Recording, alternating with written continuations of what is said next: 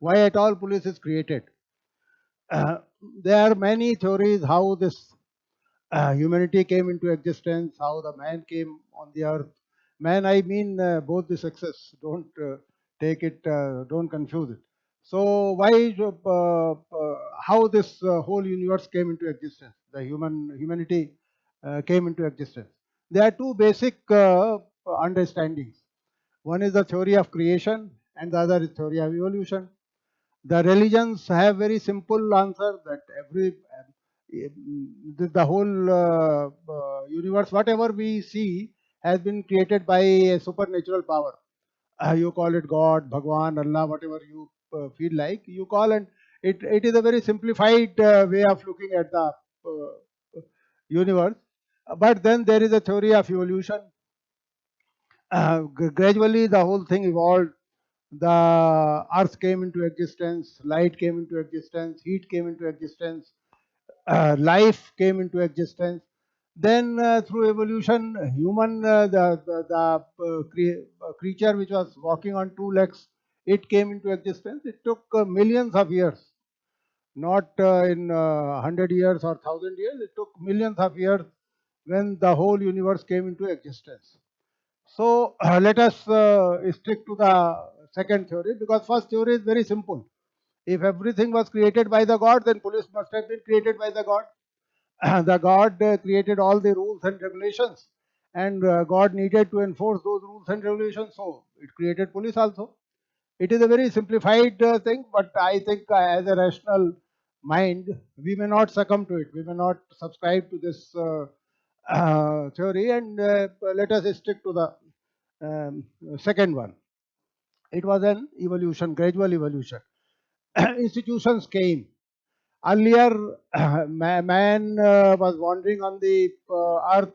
It basically it used to satisfy its hunger through, say, killing animals, killing each others, and it was a basically it was a hunter. Then a stage came when it used to collect food. It learned how to preserve food for a longer duration, say for hours. It kills a deer, and the deer is half the deer is eaten by the group which has killed it. What will you do of the rest of the meat? So you learn a process when you can preserve it. You can eat the rest half second day, or sometime the kill may be too big to consume in 2 days, so you keep it for 3 days, 4 days. This duration kept on increasing. Then you pluck fruits from the nature, you pluck roots from the nature, you eat it. Gradually you learn how to grow your own food. The harvesting thing you learned, it all took hundreds and thousands of years. It was not I may cover this thing in 5 minutes, but it took more than 5 million years. So many other institutions came with the availability of food. For example, marriage came, family came. These institutions came into existence subsequently. Then you had a family, you had a father, you had a mother, then you have children, maybe polygamy, polyandry. But gradually it became one man, one woman concept, and the concept of family came. You evolved certain rules to preserve these institutions. After all, polygamy or polyandry could be restricted only through certain hard rules. Otherwise, the human behavior, human nature may always like to violate this principle. So, the purity of human relations, family. Then came the private property. You had a farm, you had certain trees, you had certain cattle, and you feel that these cattle belong to you, to your family. Nobody else is allowed to steal cattle. Nobody is allowed to steal your harvest, your produce of the farm. Nobody is allowed to say inflict injuries to you, so that you can work in the farm, you can hunt the kills. So these are the gradual steps. You improve, you grow, and then you require certain sets of laws, certain sets of rules, and you make rules that one man will marry one woman. Somebody violates this rule. Somebody, you make a rule that this particular land belongs to a particular family, and the other family is not allowed to infiltrate to a say to encroach on this land. You make a rule that a person will have certain say number of cattle, and those cattle will belong to him or her only, or the family only.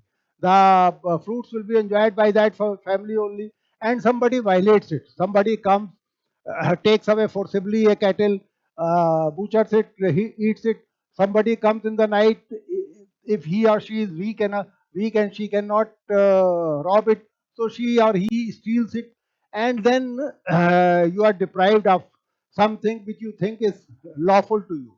A certain sets of law is created, certain sets of rules are created, and then you need an institution to enforce these laws, these rules. There comes the institution, which may be named in hundreds ways, but in a modern parlor, it is known as police. You have created certain laws, you have created an institution who will ensure that these laws are not violated. Then you have a you create courts also. Initially, the policeman who arrests you punishes you, but as you grow, the humanity grows, your mind grows, certain values are inculcated, you become more, you can say, civilized. You feel that there should be a separate agency. Because if there is one person who can come and arrest a person saying that he has been he has committed a theft, and the same person punishes, there is possibility of flaw, error. So another agency is created. That agency, a judge, initially the executive and judiciary are not separated. So it is normally the chieftain, the head of the village, the head of the clan, then the king, the emperor. He combines both the powers, executive as well as the judiciary. Gradually we grow, and there is a separation of the judiciary and executive. Judiciary evolves. You might have heard of the Treaty of Magna Carta. About 800 years back, a treaty was conducted in now the present day United Kingdom, where the concept of the constitutional monarchy came. A king is not absolute. A king cannot have absolute powers. This theory started evolving from there, and this separation of judiciary, executive, police, all these started taking shape. I will not I will not take much time in uh, deliberating on the history, but two, three more the cases I will like to put before you. You must have heard of Aristotle, 4th century BC. Aristotle, till his time, the rules have become pious. The rules have become very important for human lives.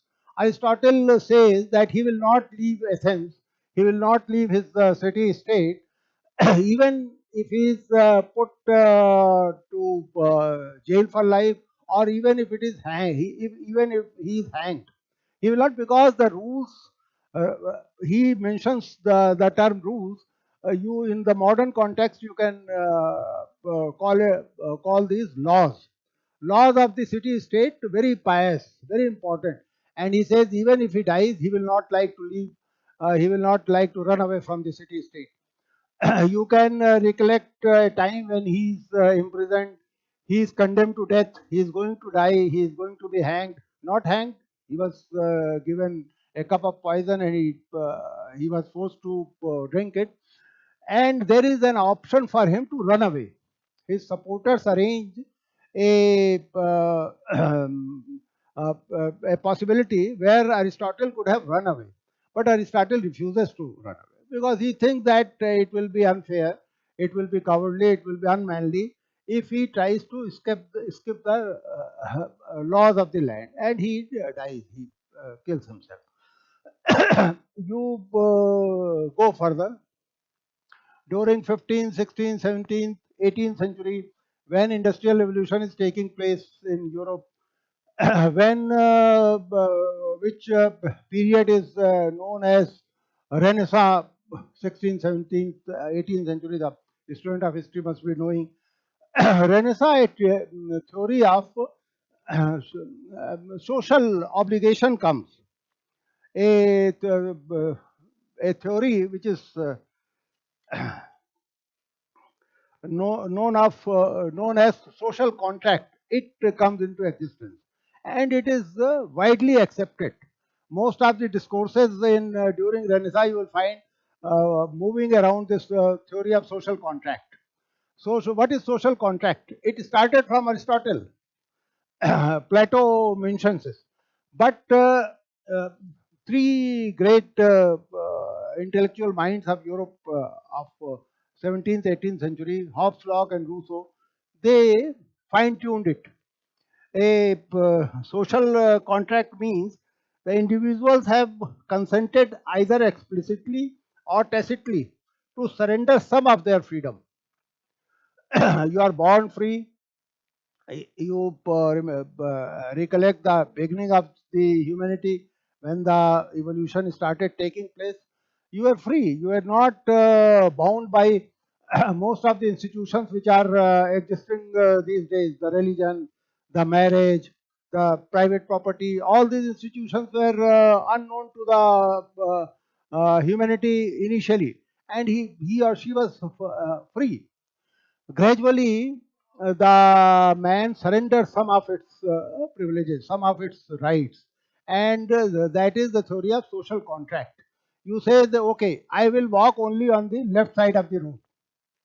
I have every right to walk on the right. If I don't want to abide by the laws of the land, by the rules of the land, I have every right. I can walk on the right also. But I surrender this right to walk on the right, and I will fully accept that, okay, whatever the state decides, I will abide by it. If a state says you walk on the left, I will walk on the left.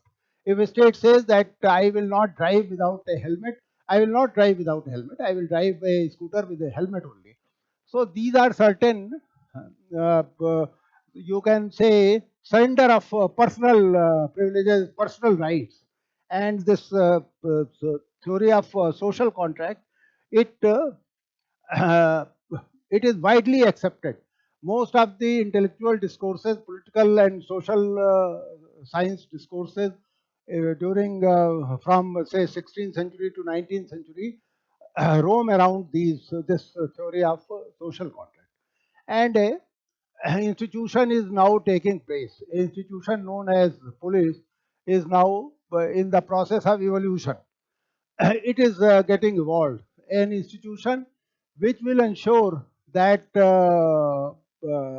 rights which you have abdicated, you are not inclined to go towards that. If you have said that, okay, I will not drive on the right of the road, then you will say suddenly you decide, no, no, no, now I feel that driving at the right is better, so I will drive on the right of the road. So there is an institution which will say, no, you can't do it. If you do it, you will be booked under the relevant laws of the land.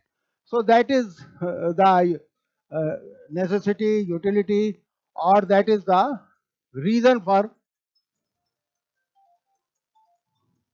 sorry,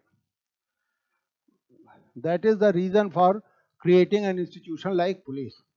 Now we come to the Indian context, as our friend has rightly said that we let us because it is a huge area and one can wander the whole day.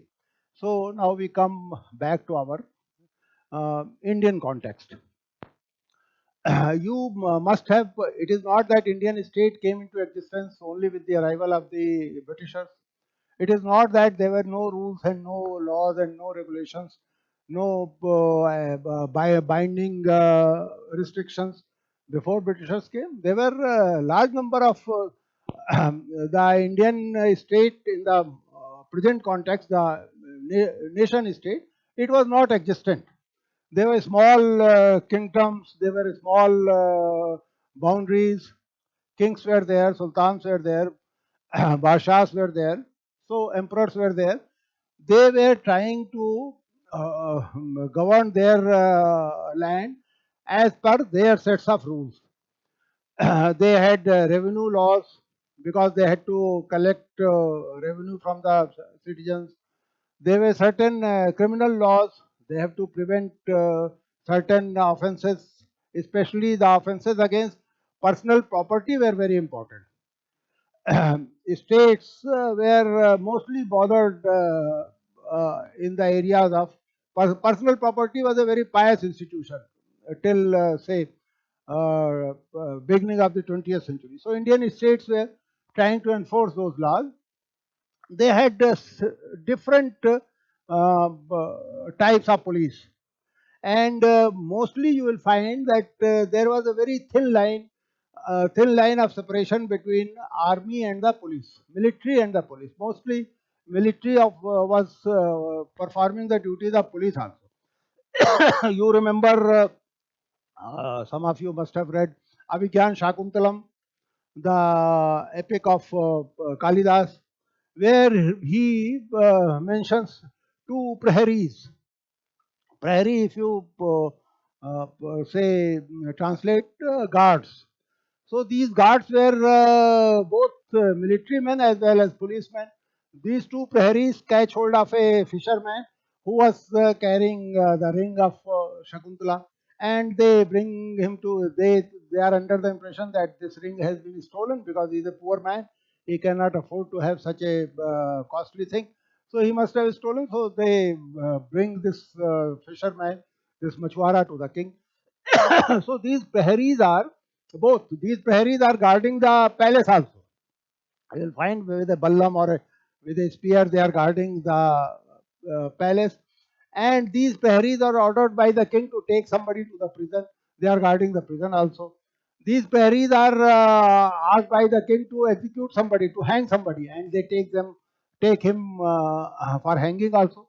So the role is not separated. Role is not defined.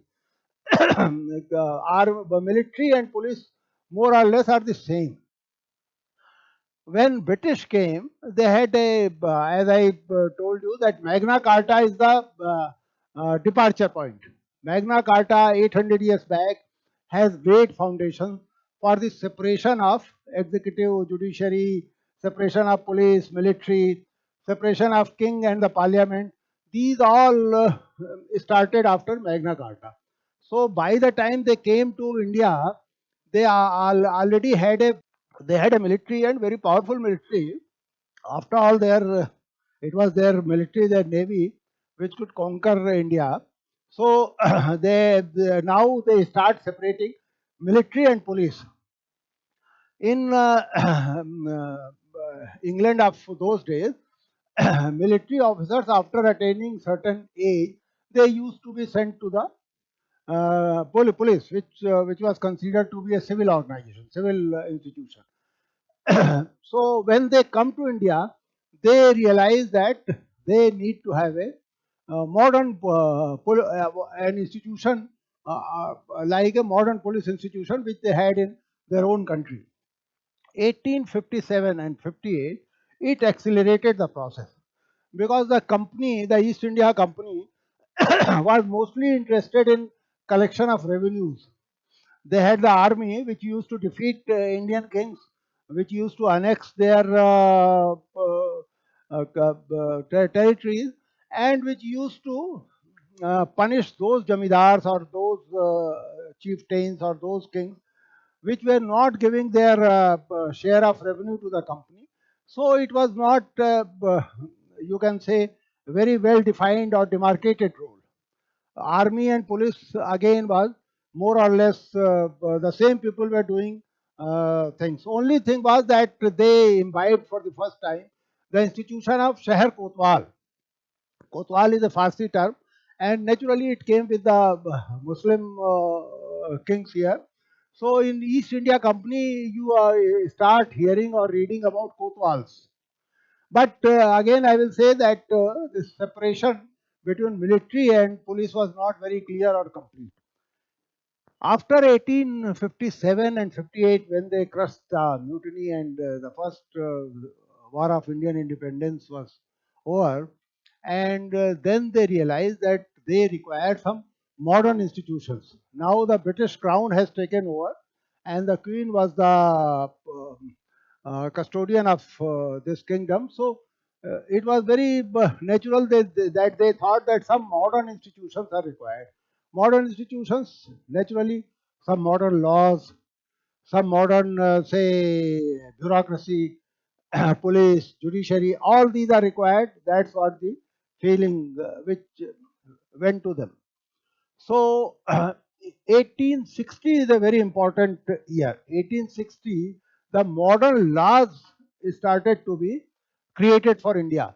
Those laws were passed by British Parliament. India did not have a parliament. So, all the modern laws, say Indian Penal Code, CRPC, Indian Evidence Act, Indian Police Act, major laws, they were created during 2 3 years from 1860 to 1861, 62, 63. You find most of the laws which became the foundation of a civilized bureaucracy in India, institutionalized bureaucracy in India. They were passed by British Parliament during these 4 5 years. So these laws created the foundation of the police as a modern institution in India. Now, the another important development takes place in 1861. They created the first police commission.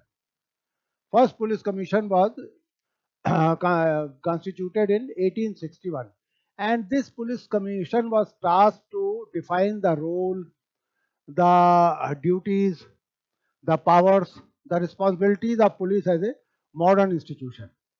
And many say ranks, the powers, the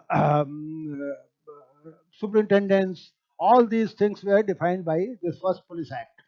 Only thing is a question which I will come later on. Why did they not create a police which they had created in their own country? A similar question may be asked that you must have heard the saying that during the British Raj, the sun never set. What does it mean? It means that they had uh, their empire was so spread in all the parts of the globe. Their empire was present. So if sun sets at one place, it rises at another place. There is night in one part of the British Empire, midday in other part of the British Empire. About 50 to 60 countries they had occupied, and they have created police in all these 50 60 countries. It means that modern day police institutions of roughly 50 countries owe their existence to the British colonialism. The question is, why did they create different police? Why did they create police of a particular nature in India? It was totally different from police which they created for Nigeria, totally different from police which they created in Sri Lanka, totally different from police which they created in the United States. Why was it so? Except for nomenclatures, rank structures was more or less similar. They had the rank of a constable, they had a rank of superintendent, they have rank of inspector general. These two, three ranks you will find everywhere. But their nature, their behavior, their powers, their duties, expectations of society from them was totally different. This is a very intriguing question, which I will come in the last part of my deliberation. So, 1861, the first police commission. Then 1902 was the second police commission. It is important in the sense that most of the rank structures which we find today was created by 1902 police commission. Earlier, the policing of the district was divided into police stations, and a police station was headed by one head constable. There were constables, and there was one head constable who used to head the police station. And the Indians had opportunity to go up to sub inspectors. Inspectors and above were all Europeans. There used to be a superintendent police in the district. A superintendent police naturally was a Britisher, and there was no deputy superintendent of police. And most of the inspectors were also Anglo-Indians. So Indians did not have opportunity or ladders to go up. First time, 1902, this police commission, it recommended that Indians should be given some promotional avenues also. So it says that outstanding Indians should be promoted to the rank of inspectors, and each district should have one or two deputy superintendent of police to assist, to aid and assist, to help the superintendent of police. Each district should have a deputy superintendent of police, and this deputy superintendent of police may be maybe an Indian. Before this police commission, the um, institution of imperial police was created, IP. You all are appearing for IPS, and during mock interviews I found that normally IPS is the second choice of most of the candidates. Very few I found IFS or IRS second choice. Normally after IPS is the second choice. So the IPS forefather was IP, Imperial Police, which was created in 1893. And the officers of the Imperial Police were appointed by Secretary of States in London. Secretary of States used to appoint them. It was good, and we must accept the uh, we must give credit to the British colonialism that they did not appoint officers of imperial police just by seeing their faces. They had a very, you can say, impartial, a very good examination system. And with like ICS, the IP started getting recruited, but these IPs were normally British, Europeans. 1920, first time, Indians were allowed to appear in the IP, and they were allowed to be. Because some Indians started coming. Muradabad used to be the training center, the police training college of Muradabad. It used to train both Europeans and Indians IP officers. The structure was like this. All the districts have superintendent police. They were, it lasted for, say, till the independence. 4 or 5 DIGs in a state like United Provinces, which was very huge state. So similarly, a state like Punjab or Maharashtra, the same might be the situation. So 4 or 5 DIGs, and the IG was not an IP officer initially. The Inspector General was, say for example, I can give the example of the United Provinces. The senior most district magistrates, one of the senior district magistrates was selected as IG police, and IG used to be of the rank of the brigadier in the army. The equivalent of IG was brigadier in the army. So this was how this institution started evolving, and gradually, and I have seen the question papers which were the papers on through which the candidates were examined.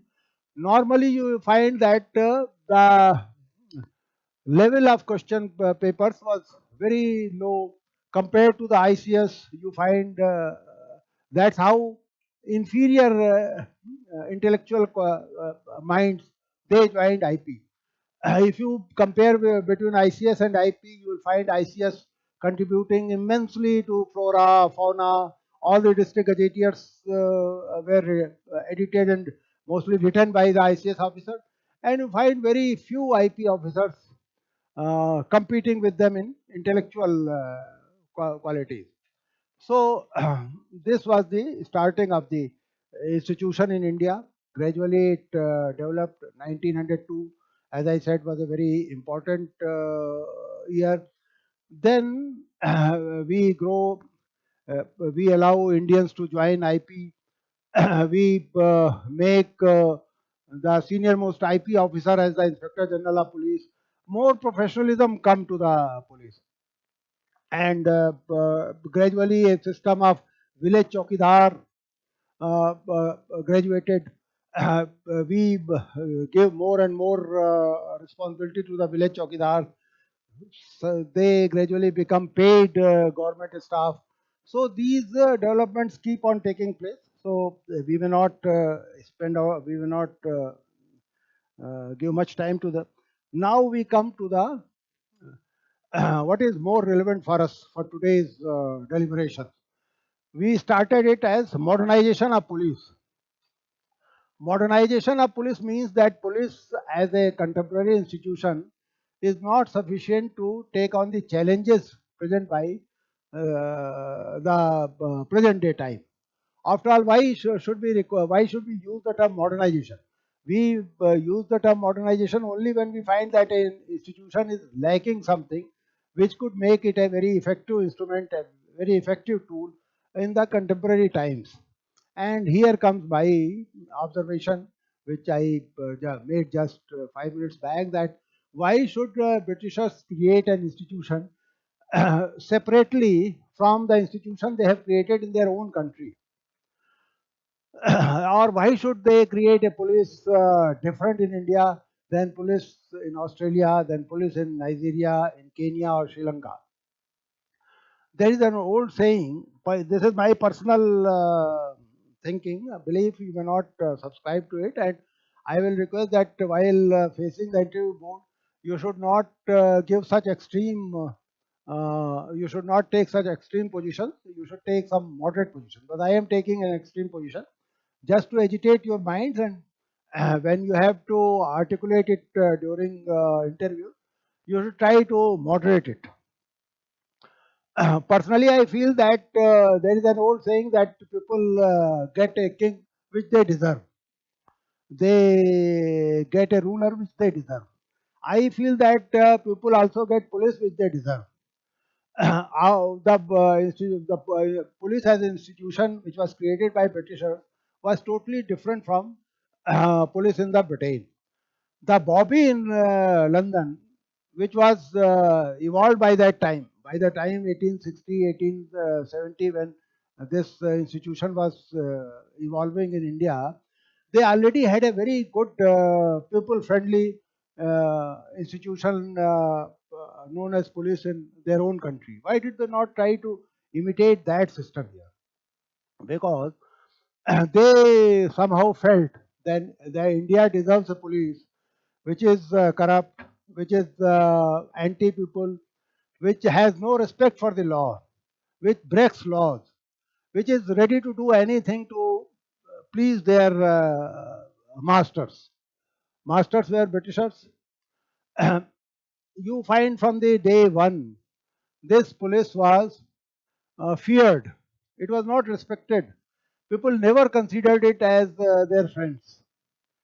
Right from 1860, 61, there are sayings, especially in my area, the eastern UP where I belong to, it was always said that the whole village used to be deserted if there was sight of a one khaki pagdi. Earlier it was lal pagdi, then it became khaki pagdi. So the moment a constable appears, the whole village will run away. They will go to the jungles, they will hide in the fields. Why should we require an institution which is totally anti-people?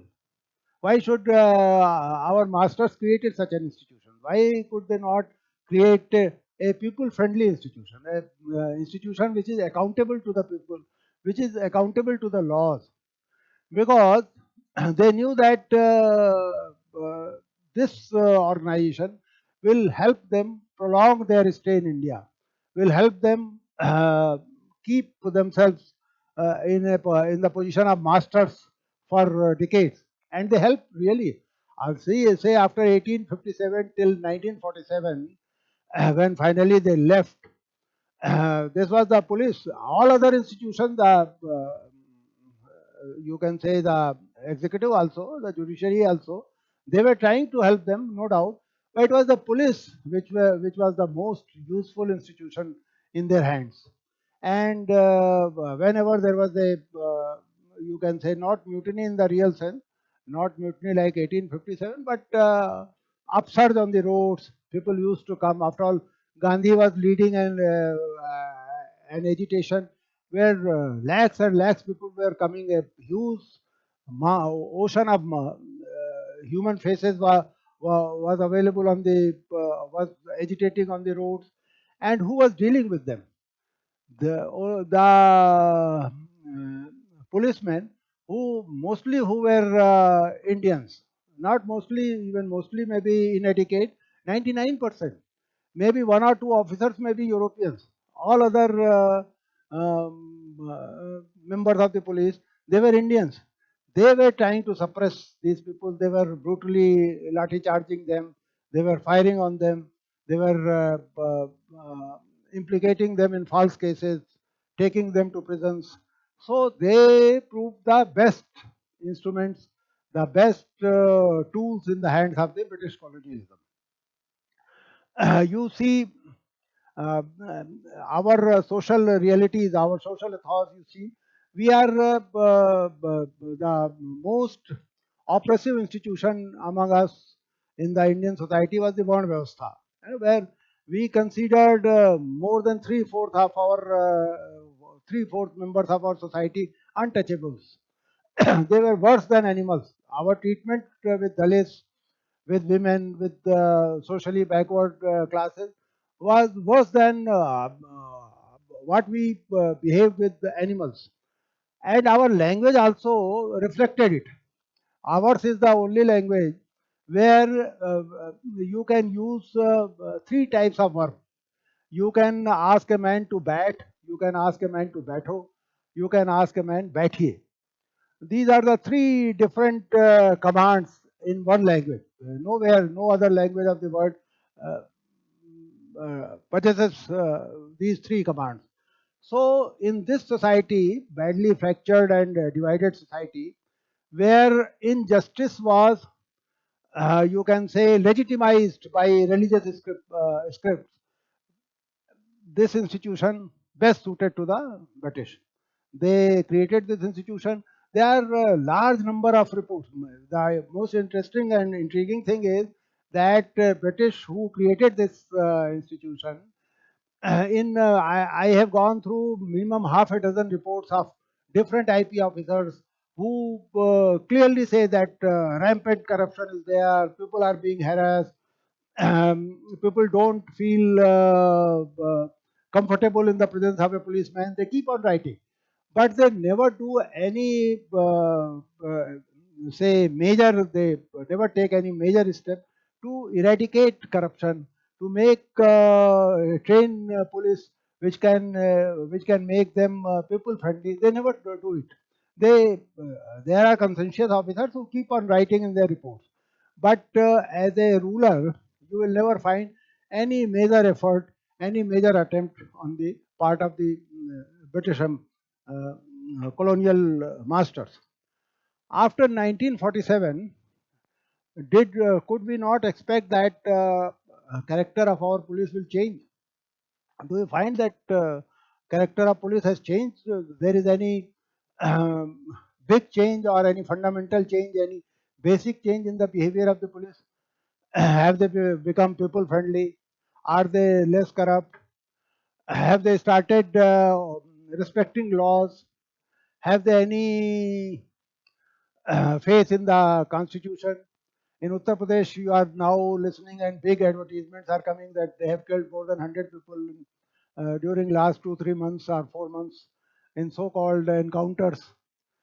So, do you find any change after 47? This is a question not to be answered by me, but because young minds daily coming in contact with this institution on the road. The moment you go on the road, you see a policeman, you come across, you have some good or bad experiences with him. So, do you find any change? Personally, I feel that there has been no change. Why there has been no change? After all, we have become a free country, an independent country. Why did we not change our police? Why should we try to imbibe the model which was created in 1860? The most logical, the most expected and natural thing should have been that the basic character of the police should have been changed and should have been diametrically opposed to what it was earlier, pre-independence. But we did not do it. Why? Should we take that our rulers of present day, they also need such an institution?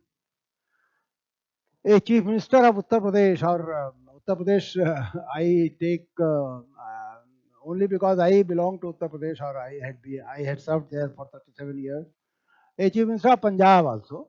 Which sub inspector he will like most? Which SHO he will patronize more?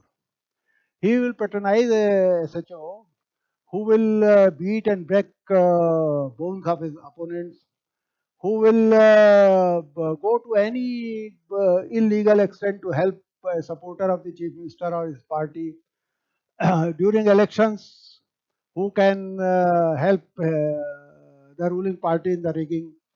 So, a chief minister of after 1947, he also enjoys the company of such a policeman.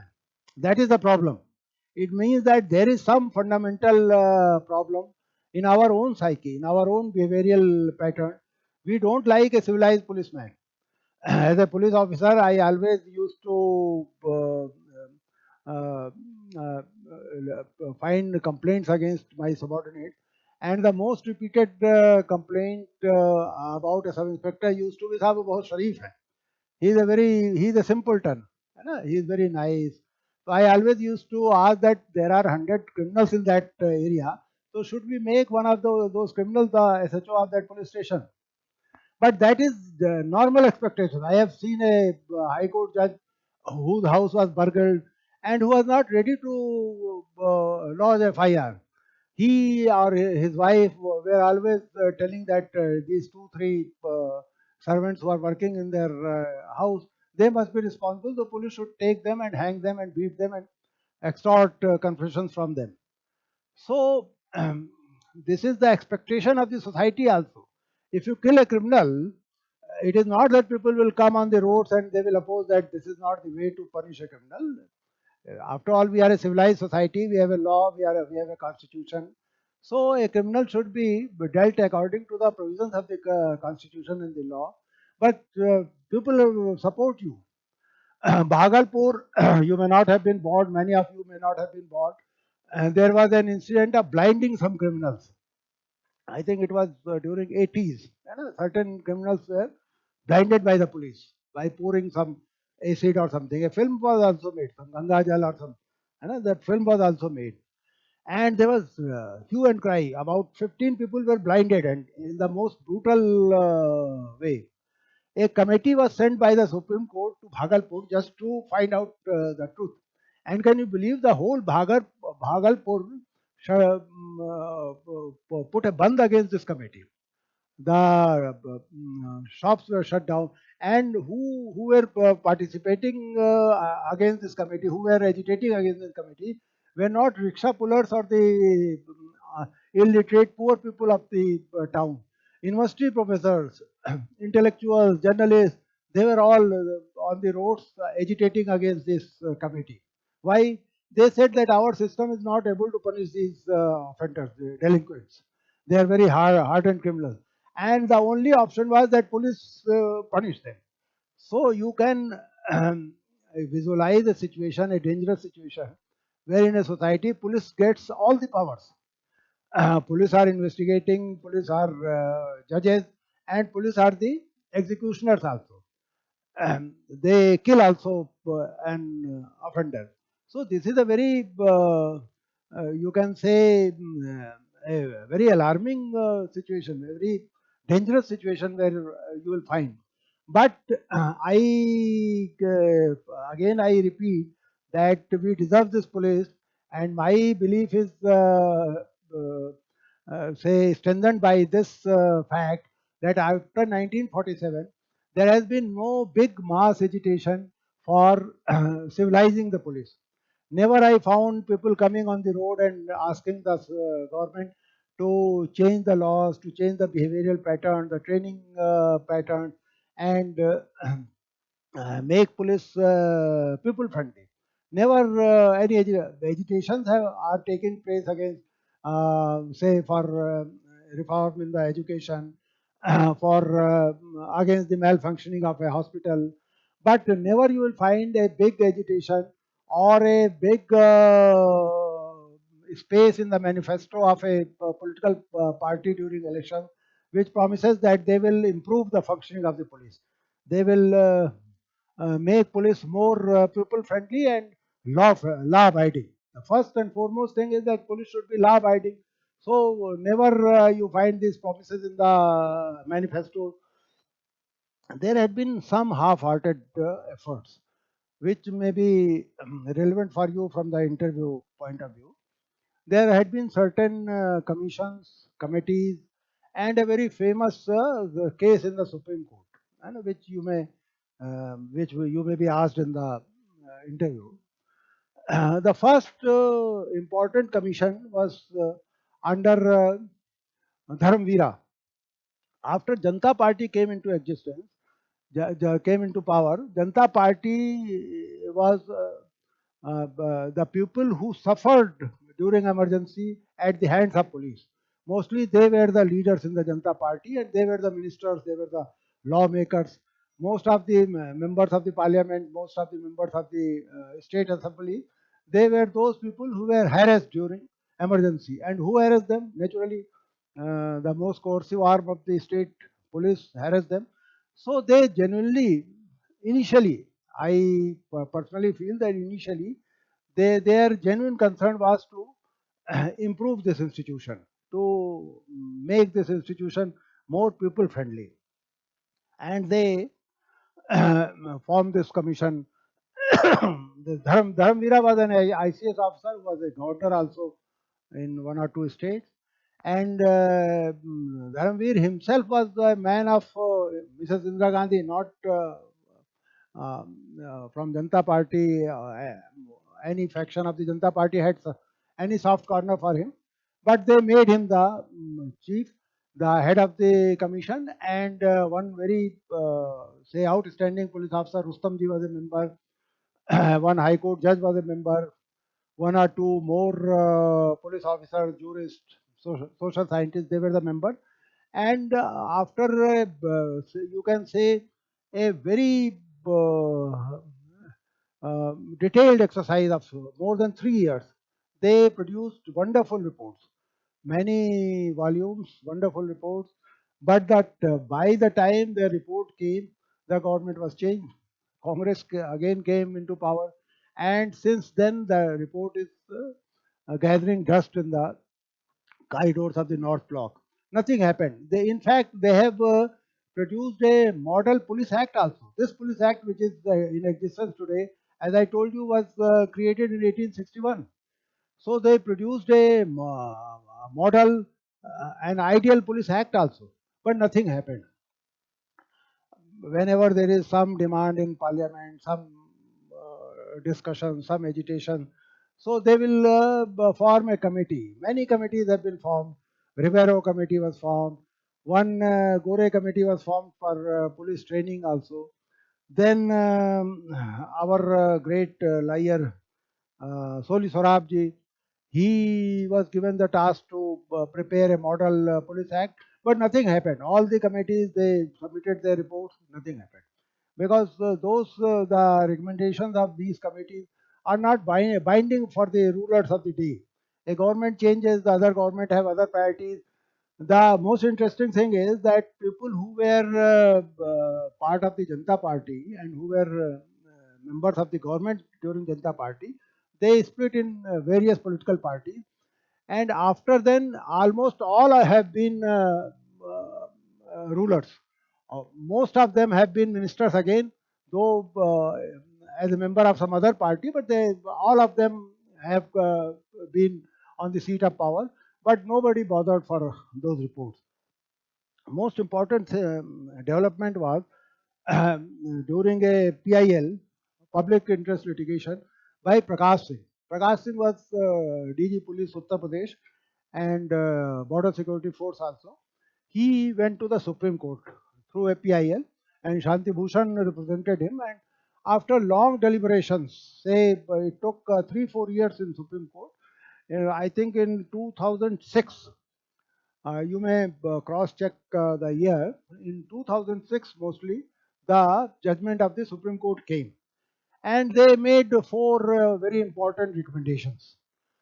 One was the creation of a state security council. Second was appointment, selection, and tenure of the Director General of Police. Third was separation of investigating agency from law and order. And fourth was the same thing, um, uh, legislating a modern police act, a new police act. These were the four recommendations. What happened?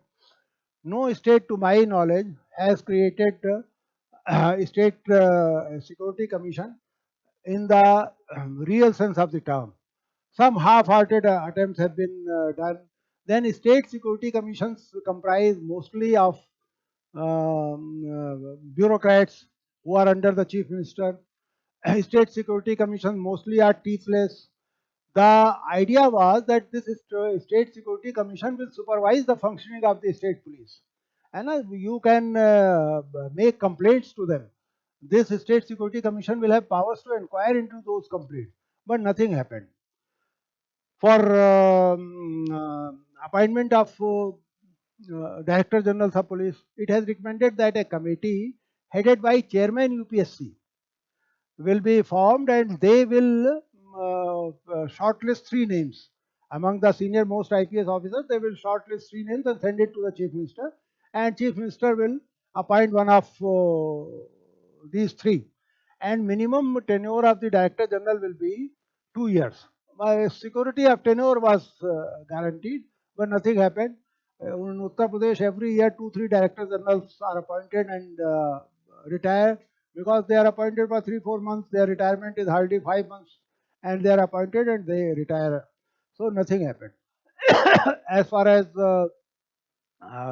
criminal investigation and law and order, this was something which I personally thought that Chief Minister will agree, because it is not going to affect them much.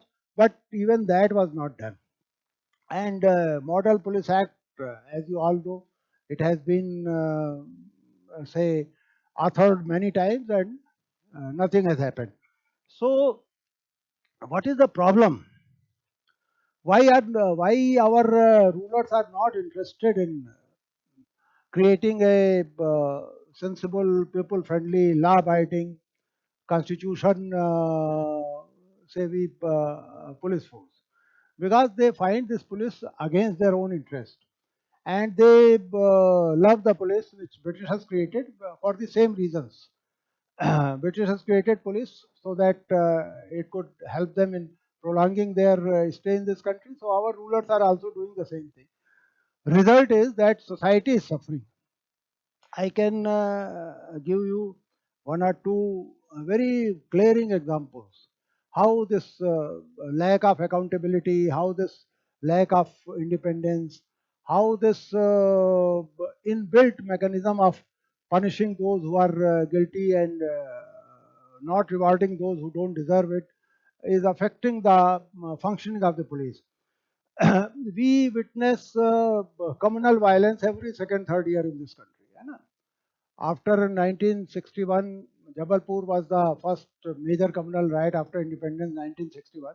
And after 61, every second, third year, you will find big communal violence happening in one part or the other of the. I will confine myself to the Uttar Pradesh, but you can think of other states on the same line.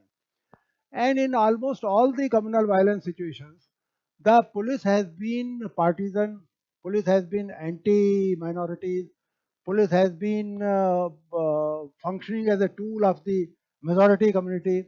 And after 1961, you find almost all the communal riot situations, minorities have been suffering. And when you go deep in the reasons, when you try to identify the causes, you find the major cause being the agency which was supposed to ensure protection to the life and property of the people. So you think other situations also, the situation where landless are suffering, where Dalits are suffering, where women are at the receiving end, you will always find police working or functioning in a manner which they are not supposed to be. The expectations of law are not met. They do what they are not supposed to do. They don't do what they are supposed to do.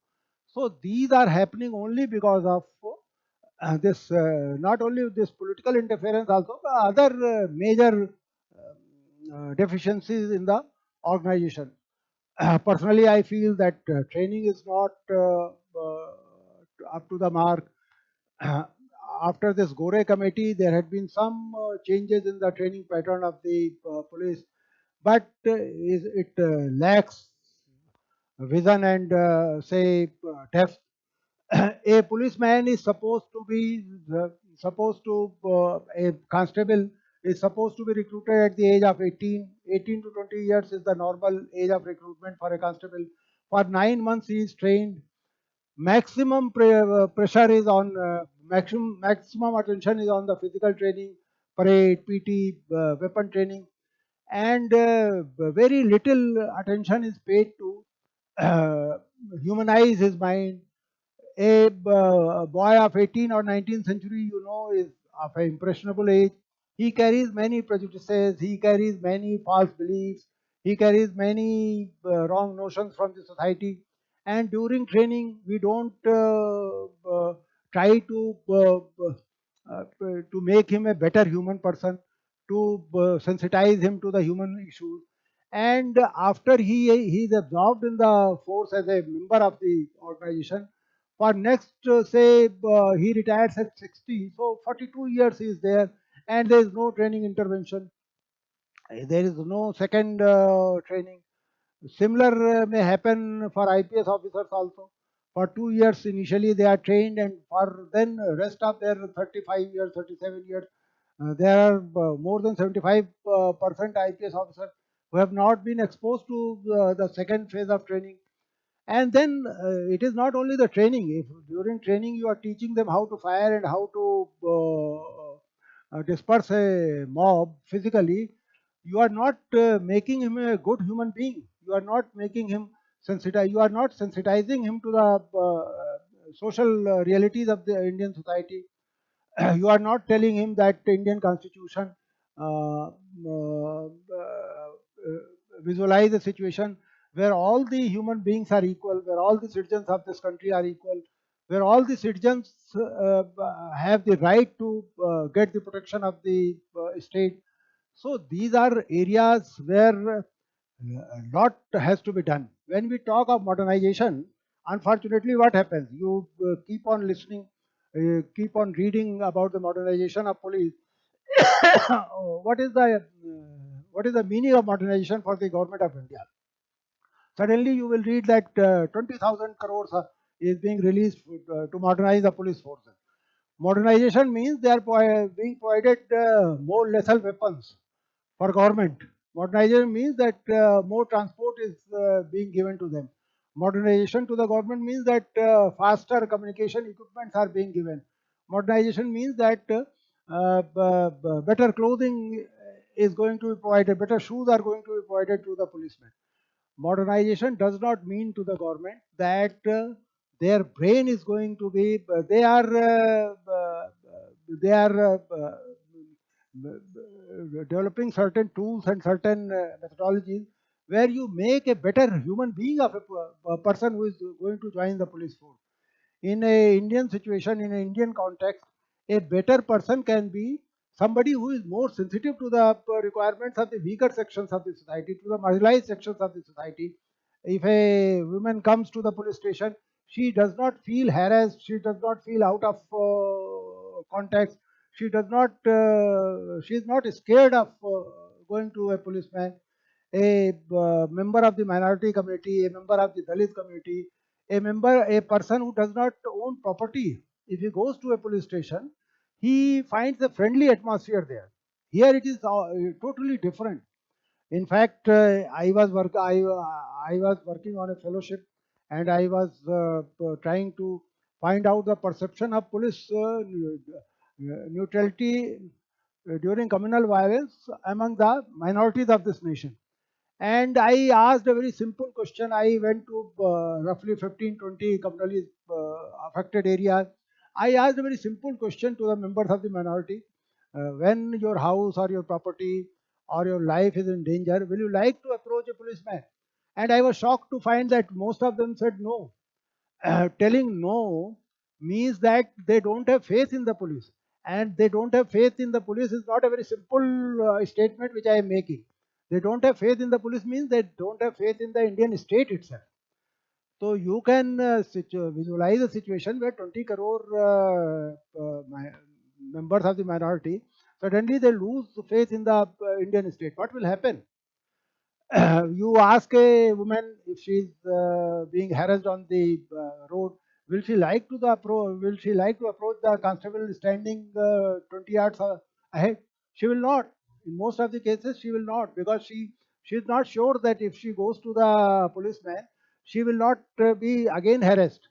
She will not be asked certain uncomfortable questions as if she is the culprit.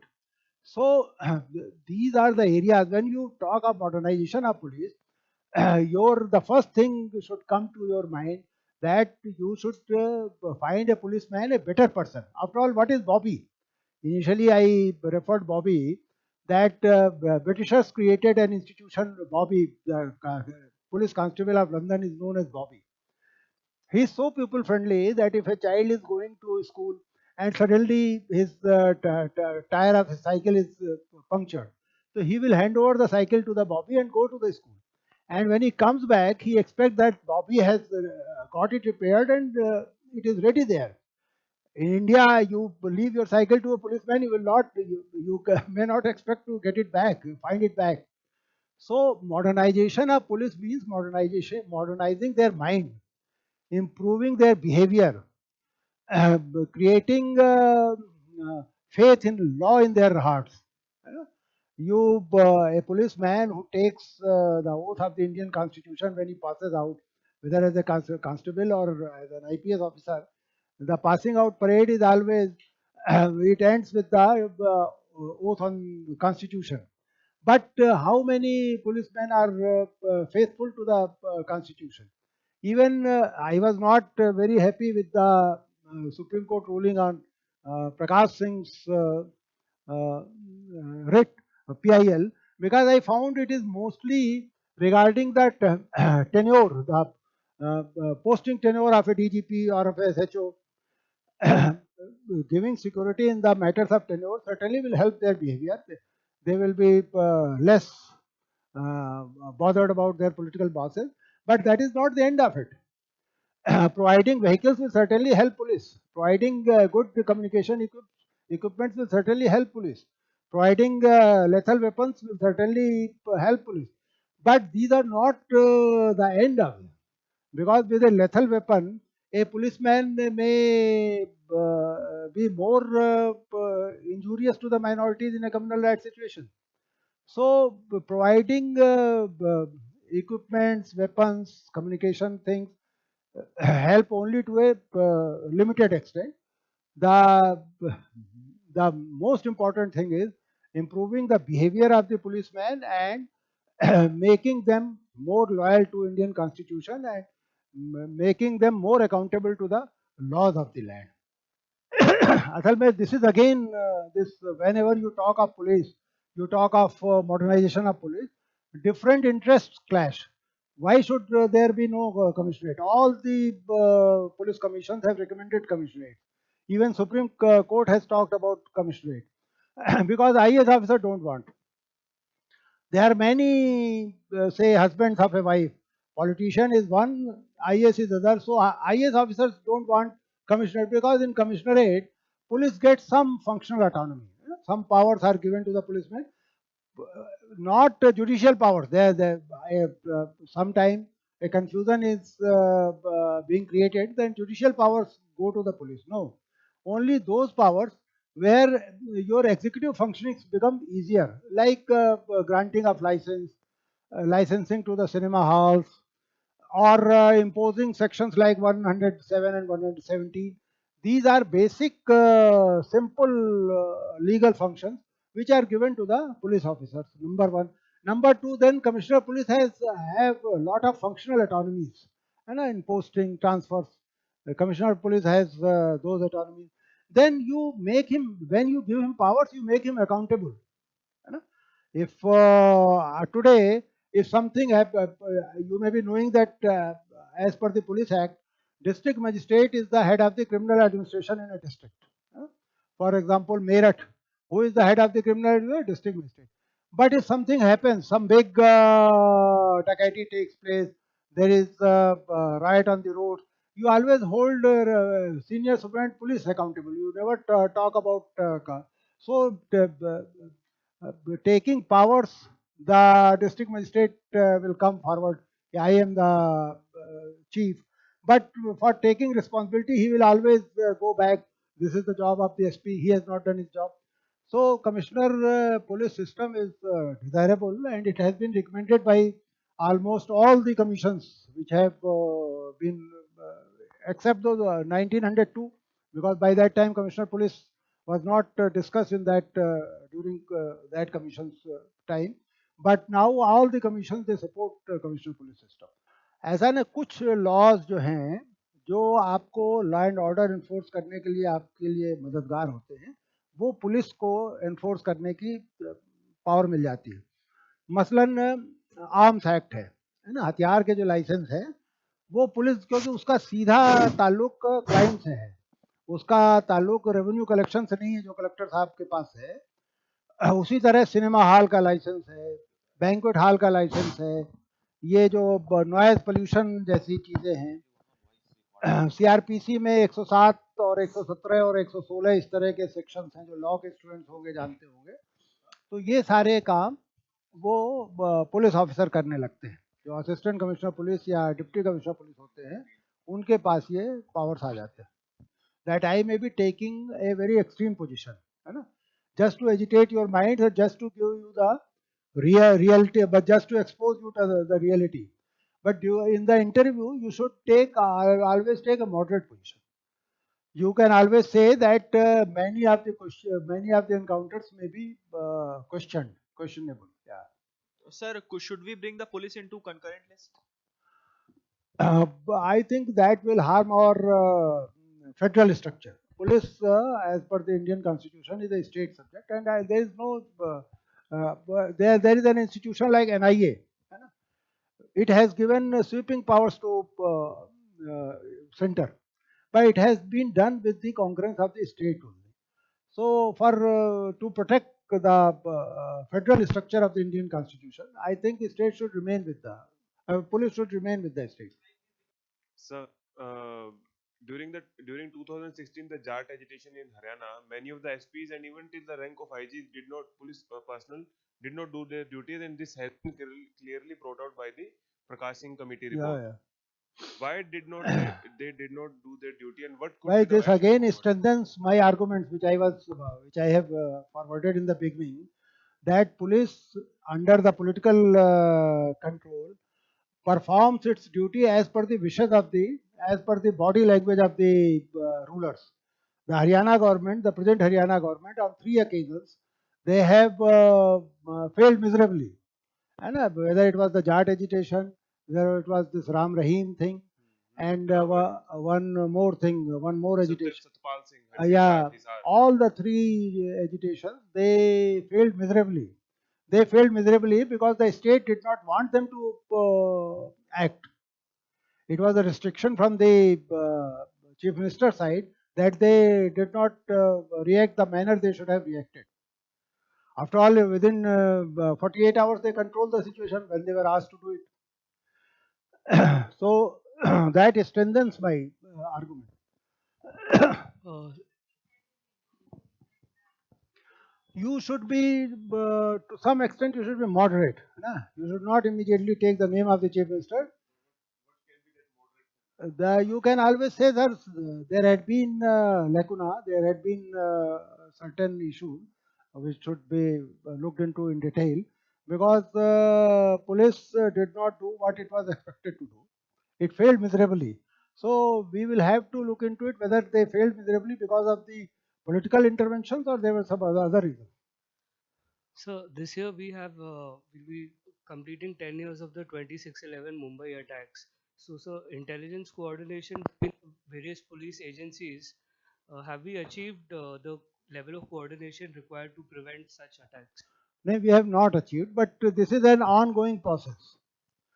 Collection, dissemination, sharing of intelligence, this is always an ongoing process. There will always, you will feel that some more effort should have been. Sir interviews में कई बार एक situation दी जाती है जिसके अंदर बोला जाता है कि आप एसपी हो और आप एक बड़ी गंभीर सिचुएशन में हो और आप डीएम से बात नहीं कर सकते और आपको कंट्रोल करनी है सिचुएशन, तो उसमें हमारी अंडरस्टैंडिंग जो हमें रूल नहीं पता अंदर का कि क्या एसपी फायरिंग का ऑर्डर नहीं दे सकता डीएम के बिल्कुल दे परमिशन के सकता। बिना? सीआरपीसी में, आप में से जो लॉ के स्टूडेंट्स होंगे जानते हैं कि सीआरपीसी में प्राइवेट प्रॉपर्टी और लाइफ के को बचाने के लिए कोई भी फायर कर सकता है, और जो क्राउड का डिस्पर्सल के लिए सीआरपीसी में जो प्रोविजंस हैं उनमें जो पुलिस कॉन्टिजेंट वहाँ मौजूद है उसका जो सीनियर मोस्ट ऑफिसर है वो ऑर्डर कर, अगर हवलदार सीनियर मोस्ट है तो वो ऑर्डर कर सकता है, एसपी सीनियर मोस्ट है तो वो कर सकता है। तो डीएम के परमिशन ये सब हाँ, कोई उसकी जरूरत नहीं। सिचुएशन ये अगर आपकी लाइफ और प्रॉपर्टी कोई कुछ इमिनेंट danger में खतरा है, है, then you don't require anybody's permission or order. ठीक, thank you sir. Regarding the recruitment in police, sir, the numbers say that हमारा जो पुलिस पर population का ratio है, that is around 60-70% of the in the developed nations. इसका sir reason recruitment क्यों नहीं करती सरकार? करना चाहिए, कुछ तो रिसोर्सेज की भी कमी रहती है, कुछ हमारी पॉलिटिकल इच्छा शक्ति की भी कमी है। पैसा नहीं मतलब हाँ, नेचुरली उसमें पैसा लगेगा, जब आप करेंगे उनके रिक्रूटमेंट करेंगे तो उनकी तनख्वाहें देंगे, ट्रेनिंग देंगे, उनका इक्विपमेंट लाएंगे, यूनिफॉर्म लाएंगे, तो पैसा तो खर्च करना ही पड़ेगा। देखिए, first they should be made sensitive to the needs of the laws.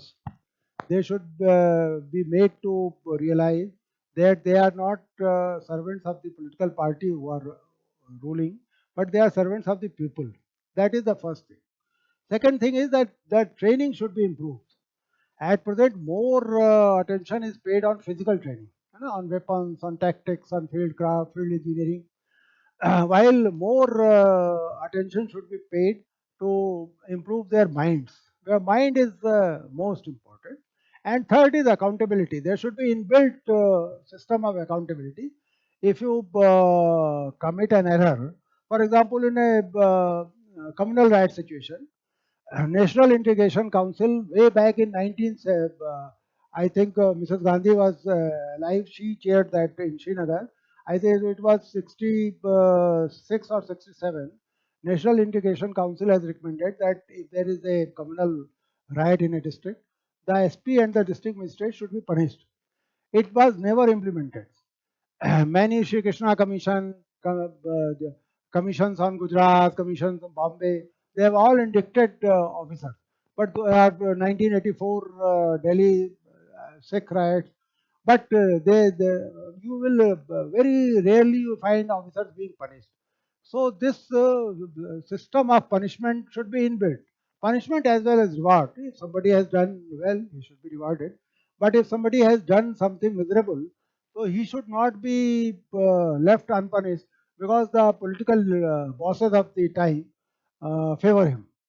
देखिए करप्शन तो लोअर हायरार्की में होगा, हायर हायरार्की में भी है, मतलब it is part of the Indian society ना. Police comes from the same society. They see, after all, during notebandi, who earned money? Not police wala. The bank people, they earn money. So it is not an isolated problem. It is not a police centric problem. It affects the whole society. Unless the society improves, how can you expect policemen to improve?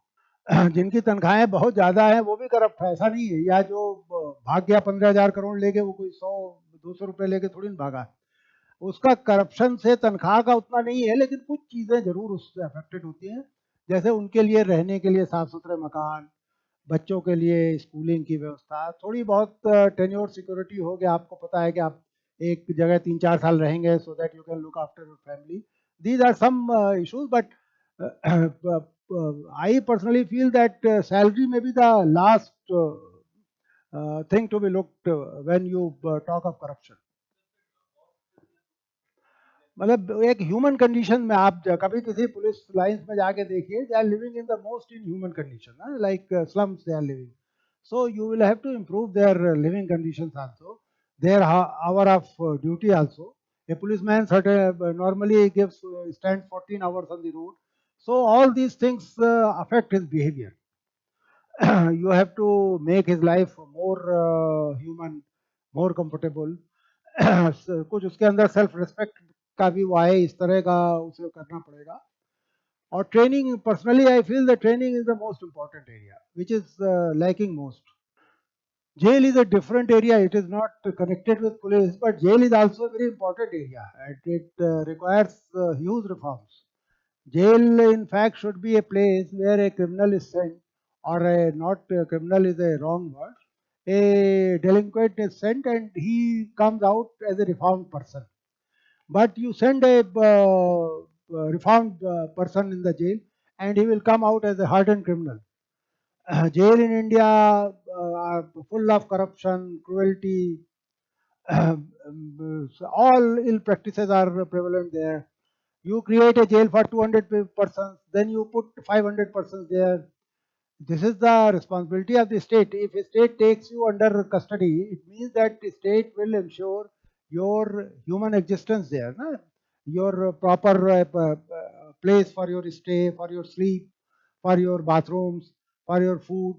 This becomes the responsibility of the state, and any civilized state will do. You see what is the argument of Vijay Mallya's liar in London. They say the Indian jails are very dingy, very dirty, very cruel, inhuman treatment is meted there. So you don't send our client there. And this argument wins many courts. This argument is relevant for us. It may not be relevant for in civilized Western society. This has a huge impact.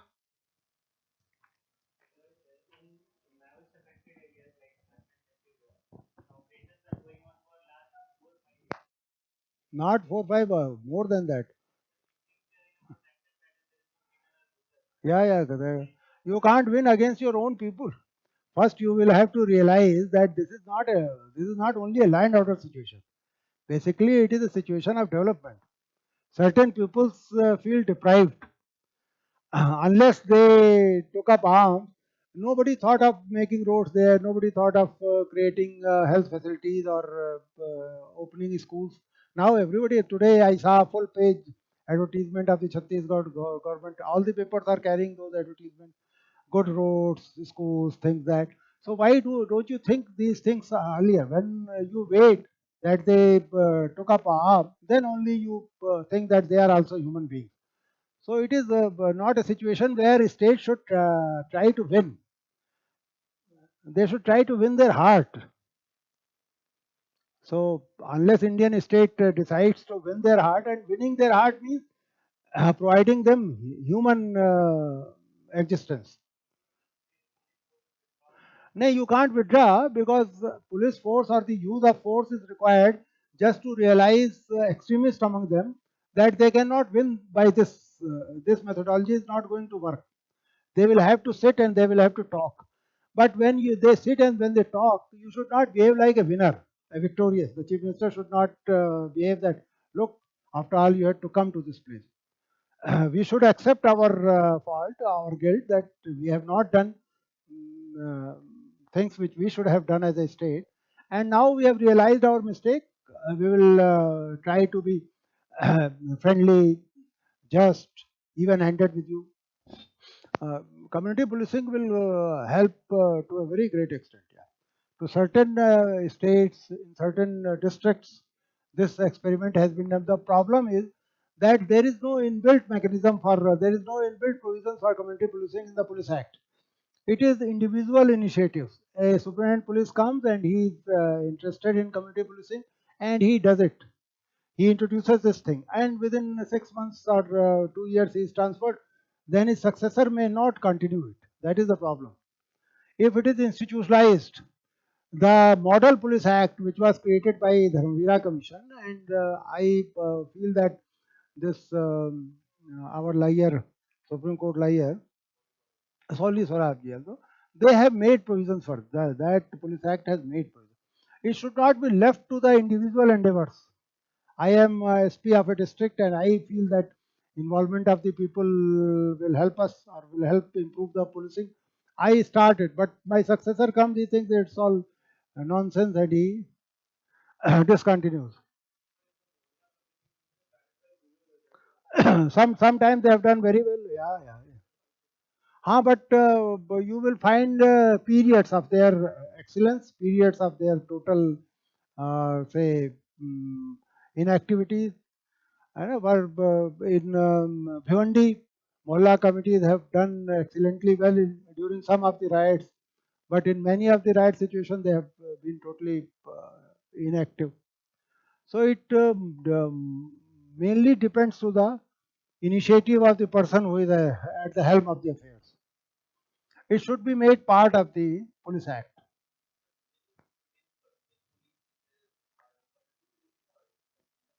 Community police, there is a saying that every citizen is a policeman without uniform, or every policeman is a citizen with uniform. So if you involve community, that will be a great achievement. Problem is that somehow community does not find a policeman friendly. That is the biggest problem. The biggest challenge is to make community feel that this man in khaki is a friend. And it is a long battle. It is not a very easy thing. Salwa Judum unfortunately became criminal. And the people who surrendered, who were Maoist earlier, they surrendered their weapons. They were organized by the local police, and they started committing crimes, atrocities. They started settling their personal scores. Somehow it proved to be counterproductive. It could have been a very good exercise, but after say a few months, it always happens. These fighters are known as renegades. And in Kashmir, I was there for 2 years.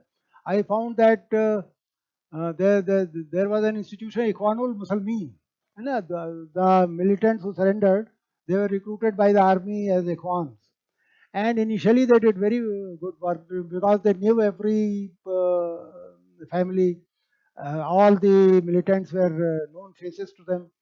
The topography was just like their palm. But gradually, within say 6 months or 10 months, they themselves became dacoits. They started settling their own scores, cutting woods, things like that. All sort of things they started doing. So they had to be discontinued. Ikhwanul Muslimeen करके एक organisation फौज ने बनाया. उसमें वो सारे लोग थे जो पहले हिंदुस्तान के खिलाफ लड़ रहे थे हथियार लेकर के, जो आज जैसे मोहम्मद, लश्कर तैयबा या इनके पहले जो इनके पुराने अवतार हिजबुल मुजाहिदीन थे, वो ज़्यादातर हिजबुल मुजाहिदीन के लोग थे जिन्होंने हथियार डाले. लेकिन कुछ ही दिनों में ये पाया गया कि वो हमारे लिए बजाय उपयोगी होने के, वो नुकसानदेह होने लगे. उन्होंने अपने मसले हल करने शुरू कर दिए, अपनी प्रॉपर्टी की लड़ाइयों में पड़ गए, पेड़ कटवाने लगे, लूटपाट करने लगे. तो फिर वो that system had to be discontinued.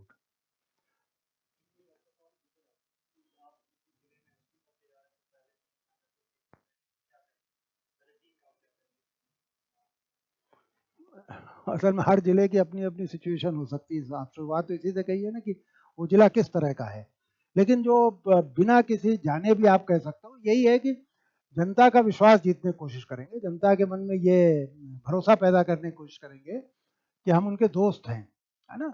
अपने दरवाजे खुले करेंगे, लोगों से मिलेंगे। जो एक हमारा ब्यूरोक्रेसी का एक टिपिकल अफसरशाही का वो है कि आप 50 किलोमीटर दूर से एक गरीब आदमी आ रहा है आपसे मिलने, आप उससे मिलने से मना कर देते हैं। तो आप उससे मिलेंगे, उसकी बात सुनेंगे, उसका दुख दर्द समझेंगे।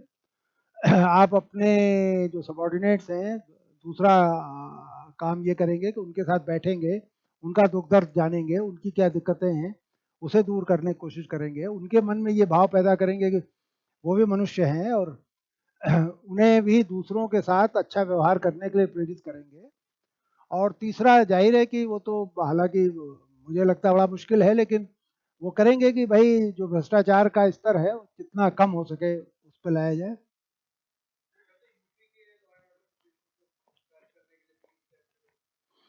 यूपी में सबसे पहला स्टेप तो यही है कि पुलिस लॉ अबाइडिंग हो जाए, कानून का सम्मान करना शुरू कर दे। ये कहेंगे आप तो उनको बुरा लगेगा किसी को वहाँ बैठे हुए, लेकिन आप एक्सप्लेन कर सकते हैं कि उत्तर प्रदेश में ज़्यादातर मुकदमे नहीं लिखे जा रहे हैं। आप उसका कभी परीक्षण करना चाहिए तो किसी भी जिले में जाके कहीं भी आप एक केस रजिस्टर कराने की कोशिश करिए, आप नहीं करा पा रहे हैं। तो सबसे ज़रूरी चीज़ तो है कि वो करेक्ट रजिस्ट्रेशन हो। दूसरा ये है कि वो बिहेवियर जो पुलिस वाले का है वो इम्प्रूव हो। और तीसरा ये बाहर ये इम्प्रेशन तो जाए कि ये लॉ के लिए इसके मन में सम्मान है।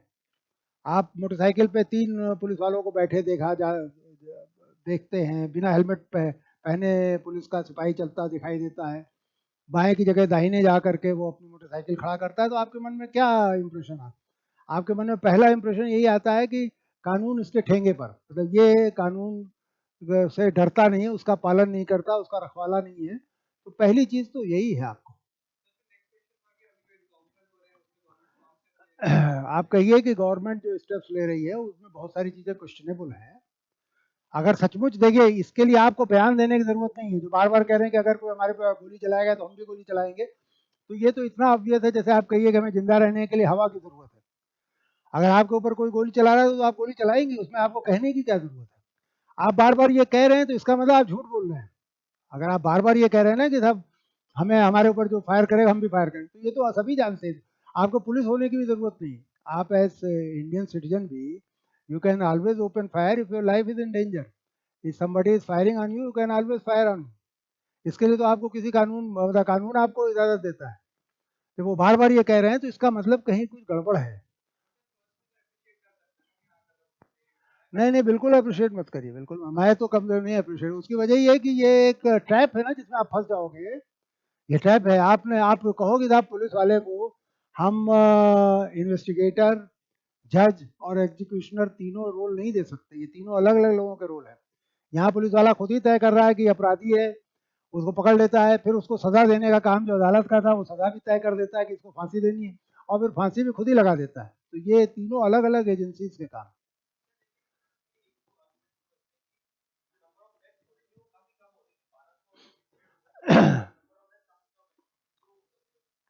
अब वो एक नया सिलसिला शुरू हुआ है जो कि कुछ ही दिनों में वो होगा कि अब वो पैर में गोली मार रहे हैं कि ये इसको जिंदगी भर के लिए अपाहिज बना दें।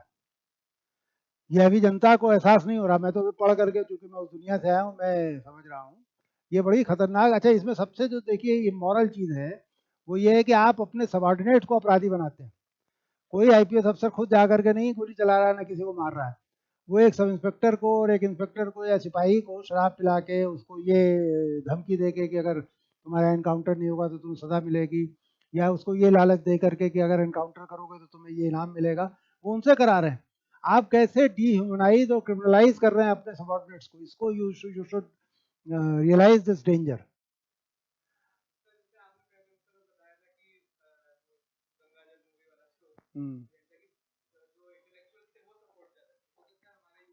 यही यही सबसे बड़ी गड़बड़ दिक्कत ये है कि जो एक्सपेक्टेशंस हैं, मतलब in police force perception is very important, है ना। And similarly the expectations are very important. Society starts expecting from a policeman that he will punish the criminal. That is the most dangerous thing. that means that society itself is dehumanizing itself, criminalizing itself. आखिर ये जो कैसे हमारे मन में एक अब तक 56 और क्या क्या वो फिल्में में नाम बोल रहा हूँ, पता नहीं क्या नाम एक फिल्म का था जिसका कि बहुत ज्यादा वो आता है, कहीं कहीं चर्चा होती है कि है सिंघम, सिंघम। तो हम ऐसे लोगों को, हमारी फिल्में भी ऐसा नहीं दिखाती हैं कि आखिर में ऐसा ये दिखा रही है कि ये ला तोड़ने वाला आदमी है, इसके मन में कानून कायदे को लेकर कोई सम्मान नहीं, लेकिन ऐसा बहुत कम मैंने देखा कि फिल्म खत्म हो तो वो जेल चला जाए, उसे और रिकग्निशन मिल रही है और वो। हाँ, तो सवाल ये ना कि आपकी सोसाइटी एक्सपेक्ट क्या करती है, आप वही पुलिस आपको मिलेगी। ये लंदन में जाकर जरा ये करके देखें, आप नहीं कर सकते। वहाँ तो वो बॉबी बनाते हैं, जिन्होंने बॉबी बनाया उन्होंने हमारे यहाँ ये पुलिस खड़ी की है, उनसे आप पूछिए कि भाई आपने अपने यहाँ बॉबी बनाया था तो हमें भी बॉबी चाहिए था, हमें भी एक पीपल फ्रेंडली पुलिस चाहिए थी, लेकिन उन्हें पता था कि हिंदुस्तानी समाज में पीपल फ्रेंडली पुलिस नहीं चल सकती, यहाँ यही पुलिस चलेगी जो लाठी चलाती हो, जो क्रूर हो, जो कानून तोड़ती हो।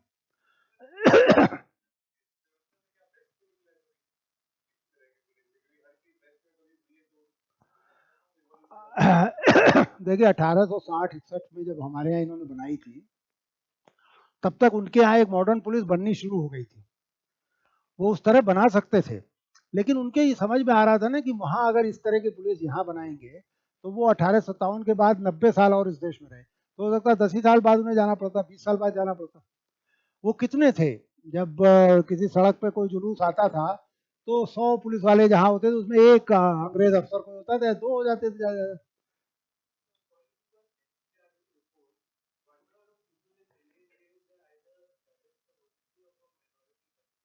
Mostly that is true.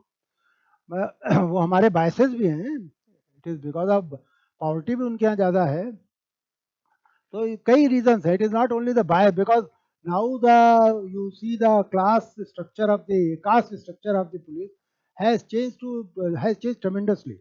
For example, in Uttar Pradesh, the majority may be OBC and Dalits, not the upper caste Hindus, है ना? But still more OBC, Dalits, minorities they are put behind the bar. So it is not only the prejudice, the caste prejudice among the institution, but because of the poverty, lack of education, lack of opportunities, many things contribute to it. UP तो अपने आप में एक मुल्क की तरह है, दुनिया के बहुत सारे मुल्कों से बड़ा है आबादी, तो उसी तरह से जैसे डाइवर्सिटी यहाँ की सोसाइटी में डाइवर्स क्राइम है, क्राइम अगेंस्ट, दो मेन क्राइम जब से इंसान बना है चल रहे हैं, एक क्राइम अगेंस्ट पर्सन है, क्राइम अगेंस्ट प्रॉपर्टी है। क्राइम अगेंस्ट पर्सन, आप किसी का हाथ पैर तोड़ दें, किसी को चोट पहुंचा दें, किसी की जान ले लें, और क्राइम अगेंस्ट प्रॉपर्टी है जो आपकी पर्सनल प्रॉपर्टी के लिए हम ज़्यादा वो है, पब्लिक प्रॉपर्टी के लिए। अब ये 15,000 करोड़ लेकर के कोई अगर सरकारी चला गया बैंक का, तो उतना बड़ा शायद हमारे मन में एजिटेशन ना हो, हमारा 1500 रुपये लेके चला जाता तो हम ज़्यादा उसके लिए एजिटेटेड होते। तो मेनली प्रॉपर्टी और पर्सन के खिलाफ जो क्राइम है वही है यूपी में। अब जैसे जैसे अर्बनाइजेशन बढ़ रहा है वैसे वैसे इसका प्रोफाइल चेंज हो रहा है। जैसे when I joined the service, डकैती वाज द बिगेस्ट चैलेंज।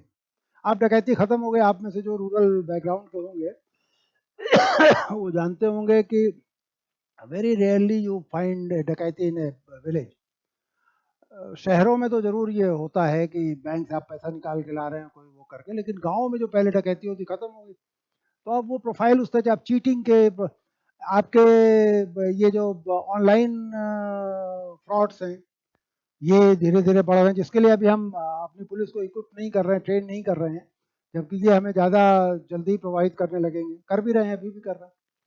तो यूपी में तो लगभग हर तरह का crime whatever you imagine is available in Uttar Pradesh. अभी मुझे नहीं लगता कि बहुत इफेक्टिव हो पाया होगा, लेकिन धीरे धीरे अब उसमें इन्वेस्टमेंट हो रहा है तो उसका, हालांकि जब मैंने छोड़ा 5-6 साल पहले तब तक तो अभी बड़े ही ये उसमें था, हाँ शुरुआती स्टेज थी। बिल्कुल बिल्कुल लगाने चाहिए, पुलिस स्टेशन में भी हर जगह लगाने चाहिए। देखिए सीसीटीवी कैमरे ने बहुत सारे के रिवोल्यूशंस कर दिए। आप रोज पढ़ रहे होंगे कि ईव टीजिंग में, रेप में, बस में कुछ हो रहा है, सड़क पे कुछ हो रहा है, सबको वो कैप्चर कर रहे हैं, होने चाहिए। पुलिस स्टेशन के अंदर क्यों नहीं होने चाहिए? जहाँ इंट्रोगेशन रूम है वहाँ लगाने चाहिए। अब तो सुप्रीम कोर्ट में आपने देखा होगा एक बहस हुई कि कोर्ट की प्रोसीडिंग्स क्यों नहीं रिकॉर्ड की जानी चाहिए, क्यों नहीं कर? वो तो सब, हाँ, जैसे जब मेरी बात बारी आएगी तो मैं अपना विरोध करूंगा, नहीं नहीं हमारे यहाँ नहीं होना चाहिए। कोर्ट में भी अब चूंकि उनको फाइनल अथॉरिटी है, तो जब तक सुप्रीम कोर्ट नहीं तैयार होगी तब तक नहीं वो होगा। लेकिन सुप्रीम कोर्ट को तैयार होना पड़ेगा, पब्लिक ओपिनियन इसका वो कर रही है ना, अदालतों में क्या हो रहा है ये हमें जानने का हक तो है ही है। लेकिन मैं जिस तरह सोच रहा हूँ, इस तरह मैंने अचानक नहीं सोचना शुरू किया, शुरू से इसी तरह सोचता था। तो मैं कोशिश मैंने यही की कि जहाँ मैं रहा, कम्युनल वायलेंस नहीं हो पाया, ये कस्टोडियल डेथ नहीं हो पाई, तो ये, लेकिन अब उसे फिर अपने बारे में बात करना तो मुझे लगता है कि बहुत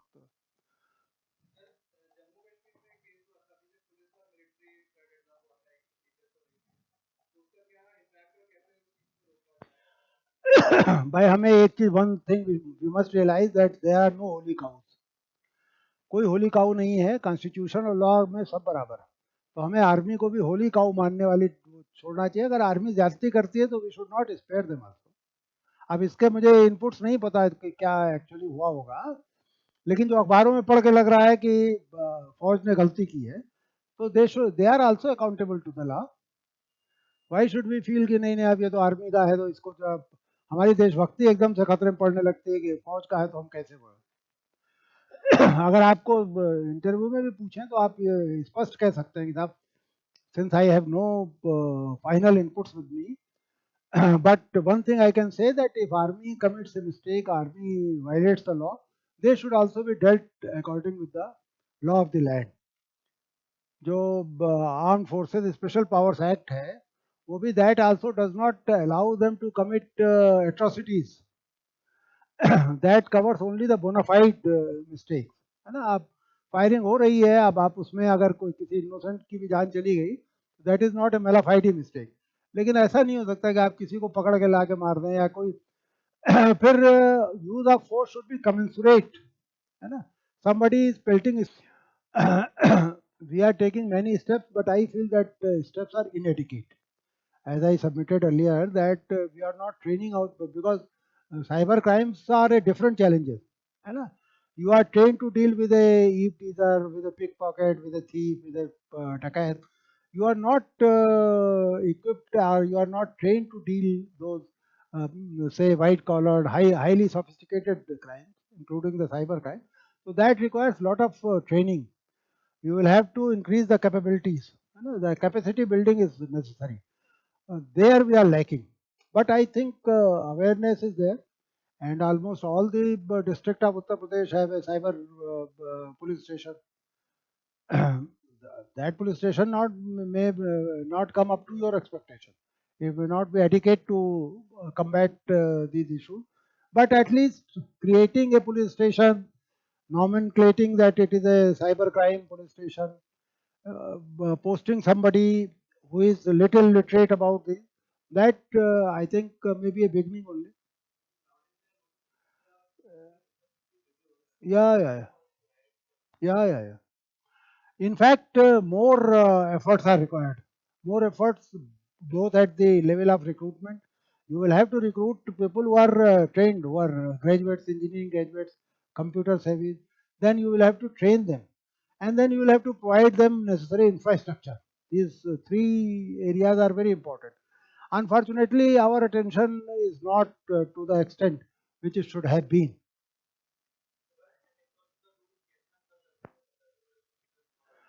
भाई आप दंगे रोकने के लिए तो सिर्फ आपका दिमाग क्लियर होना चाहिए। मेरा मानना है कि अगर आपका दिमाग क्लियर होगा तो कोई दंगा नहीं हो सकता। मैंने एक इंटरव्यू में भी कहा था कि अगर कहीं कोई कम्युनल राइट 24 घंटे से ज़्यादा चल रहा हो तो ये मान लेना चाहिए कि ये स्टेट चाहता है। नहीं हो सकता, क्योंकि आप कोई फिलिस्तीन या जेरूसलम या लेबनान नहीं है जहाँ लोग आपसे बंदूक लेके लड़ने जनता निकल आई सड़क पे होकर। या आप हमारे यहाँ भी जो इंसर्जेंसी प्रोन एरियाज है, कश्मीर है, नॉर्थ ईस्ट है, जहाँ आमने सामने लड़ाई हो रही, वो अलग बात है। लेकिन अगर कम्युनल राइट चल रहा है दिल्ली में और 24 घंटे के अंदर नहीं कंट्रोल हो रहा, तो आप स्टेट की कोताही है। एक बार आप साफ दिमाग के साथ, जहनीत के साथ आइए कि हमारे लिए हिंदू मुसलमान कोई मायने नहीं रखता। हमने हिंदुस्तान के कॉन्स्टिट्यूशन की शपथ ली है, हमारे लिए हिंदू और मुसलमान दोनों बराबर है, अगर ये जुल्म करेंगे तो हम निपटेंगे, तो कुछ नहीं होता। मैंने खुद इसको आजमा के देखा। एक बार बलवाइयों को भी समझ में आ जाए कि आप छोड़ेंगे नहीं, अगर वो तो उनके समझ में ये आता है कि आप हिंदू पुलिस है, तब प्रॉब्लम उनकी होती है।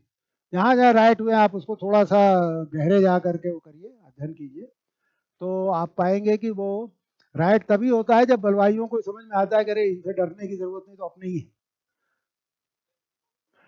नहीं, इंसर्जेंसी एक अलग सिचुएशन। देखिए, इंसर्जेंसी में तो बहुत सारे इश्यूज हैं, उनके इक्विपमेंट्स भी डिफरेंट, कई बार तो आपसे बेहतर उनके पास हथियार हैं, फिर उनको ट्रेनिंग देने के लिए, उनको इक्विप करने के लिए कोई आपके बॉर्डर के पार बैठा हुआ है जो उनकी मदद कर रहा है, वो एक डिफरेंट सिचुएशन है। उसमें तो कई बार लोकल पुलिस फेल हो जाती है, तो फिर आर्मी और जो पैरामिलिट्री है वो इस्तेमाल होती है। नहीं नहीं, आप एक बार अगर सुप्रीम कोर्ट या कोई कॉन्स्टिट्यूशनल अथॉरिटी कहे कि अगर आप ये कह रहे हैं कि आप लॉ एंड ऑर्डर नहीं मेंटेन कर सकते, तो आपको पावर में रहने की कोई ज़रूरत नहीं है। देखिए, दूसरे दिन से वो कहेंगे कर सकते। अगर कोई कॉन्स्टिट्यूशन में ऐसा प्रोविजन होता कि वहाँ प्रेसिडेंट रूल लगाने लगाने की नौबत आ जाती, तो फौरन कर लेते। क्यों नहीं है उनके पास? बिल्कुल, वो तो स्टेट की जो विल पावर है वो नहीं है। वही मैं कह रहा हूँ ना कि कम्युनल राइट सिचुएशन में भी जिस जिस क्षण आप जो भलवाई हैं उनको एहसास करा देते हैं कि आपके लिए हिंदू मुसलमान का कोई अर्थ नहीं, उसी क्षण वो खत्म हो जाता है। 24 घंटे से ज़्यादा अगर कम्युनल राइट चल रहा है, तो मान लीजिए कि आपने कहीं ना कहीं आप गलती कर रहे हैं और आपने उनमें से एक ग्रुप को ये एहसास करा रखा है कि आप तो उन्हीं के साथ हैं। अगर ये 84 में कैसे इतने सिख मारे गए, आप लोग तो पता नहीं, कई लोग तो रहे ही नहीं होंगे, कई हज़ार सिख, 2000 सिख इस शहर दिल्ली में मारे गए, तो वो बिना पुलिस के और बिना इंडियन स्टेट के इन्वॉल्वमेंट के नहीं मारे जा सकते थे। वो इसीलिए मारे गए क्योंकि पुलिस बजाय उनकी मदद करने के, कई जगहों पर तो जहाँ सरदार घरों में छिपे हुए थे, उन्होंने जाके उनके हथियार रखवा लिए। तो देखिए, ये मेरी एक किताब है, मैं किसी को देने के लिए लाया था, ये हाशिमपुरा 22 मई नाम की मेरी एक किताब है। हाशिमपुरा यहाँ मेरठ में एक जगह थी 1987 में, जहाँ से पीएसी ने 42 मुसलमानों को उठा लिया और ला के मार दिया। गाजियाबाद में मैं एसपी था, वहाँ ला के मार दिया। उसके बाद वो 28 साल हम लोग लड़ते रहे, अभी जाके उनका फैसला वो सब छूट गया, वो तो अलग बात है, लेकिन वो उन्हीं अनुभवों पे किताब है।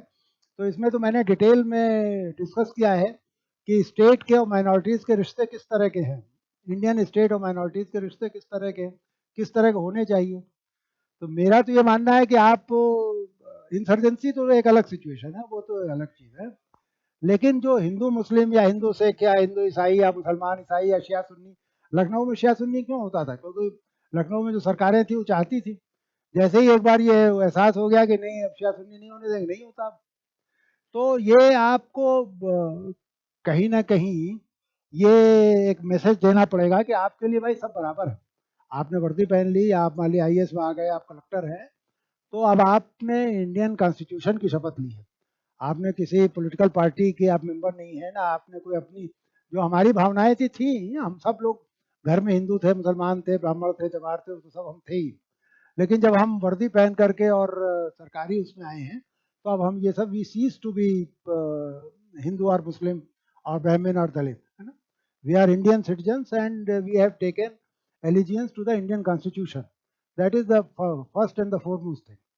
आप एक बार ये एहसास करा दीजिए, उसमें नंबर ऑफ फोर्स भी मैटर नहीं करती।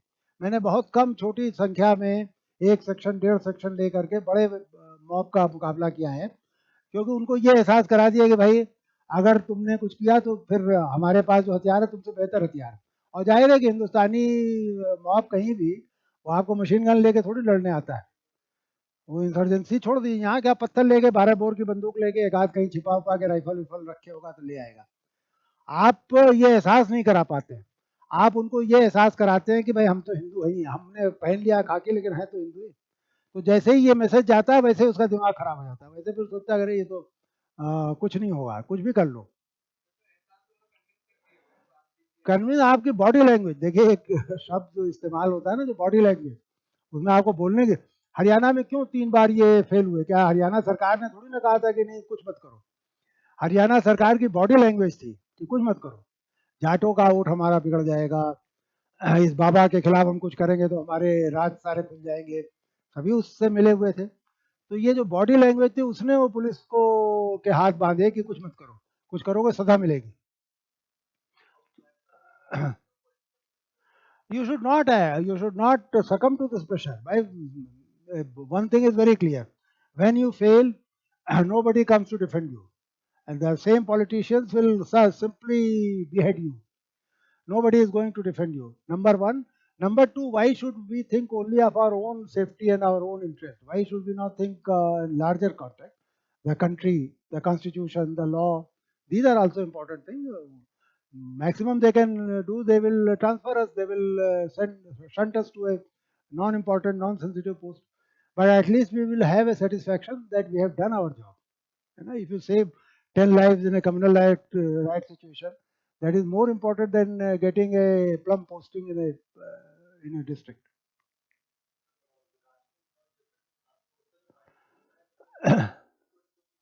कुछ नहीं हो पाता। मैं यही तो आपसे बता रहा हूँ कि 2006 में हुआ, आज क्या 12 साल हो गए। कम से कम 12 बार तो कंटेम्प्ट के लिए कोई ना कोई गया होगा, सब कुछ नहीं होता। अगर स्टेट के अंदर विल नहीं होगा तो नहीं होगा। हमारा जो रूलर है, जो पॉलिटिशियन जो रूल कर रहा है स्टेट में, वो मैंने शुरू में ही ये आपसे सबमिट किया कि वो नहीं चाहता कि उसको एक सभ्य पुलिस मिले। वो नहीं, वो पुलिस इतना बड़ा उसके लिए असेट है कि उसको छोड़ना नहीं चाहता। वही मैंने आपको शुरू में ही कहा कि आपको ये सब चीजें, तो मैं इसलिए कह रहा हूँ कि आपके पास एक ब्रॉडर पर्सपेक्टिव है ना। अब वहां पर आपको अपने को थोड़ा मॉडेस्टली और उस तरह करना पड़ेगा कि साहब, it is a major concern that in spite of Supreme Court ruling the states are not enforcing this, they are not implementing this judgment. So what should we do? We should keep on trying, we should keep on agitating, we should keep on approaching Supreme Court, we should keep on writing articles in the papers, and someday better sense will prevail. We should try to make it a public issue. Let it be an issue in an election. It has never been an election issue. तो ये हम कर सकते हैं।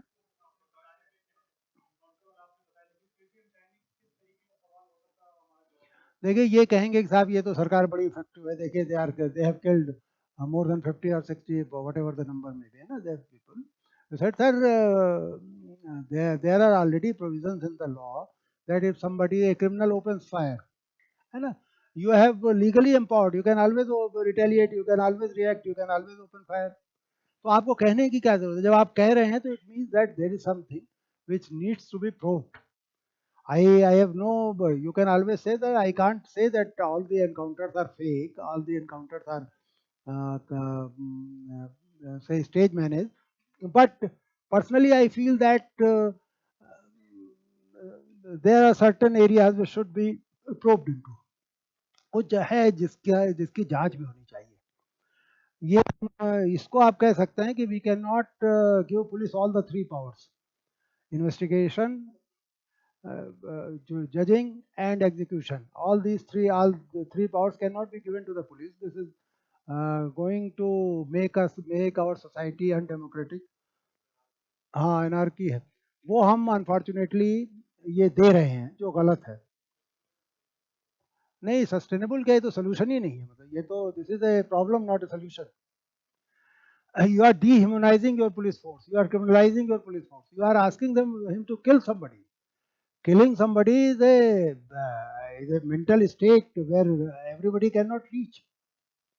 So you are making him reach to that stage when he totally becomes a brute, a criminal. हाँ, वो हम हमारे सोसाइटी की प्रॉब्लम भी है ना, हम उसे तारीफ करने लगते हैं। ये एक्सपेक्टेशन जो सोसाइटल एक्सपेक्टेशंस हैं, ये भी गलत है।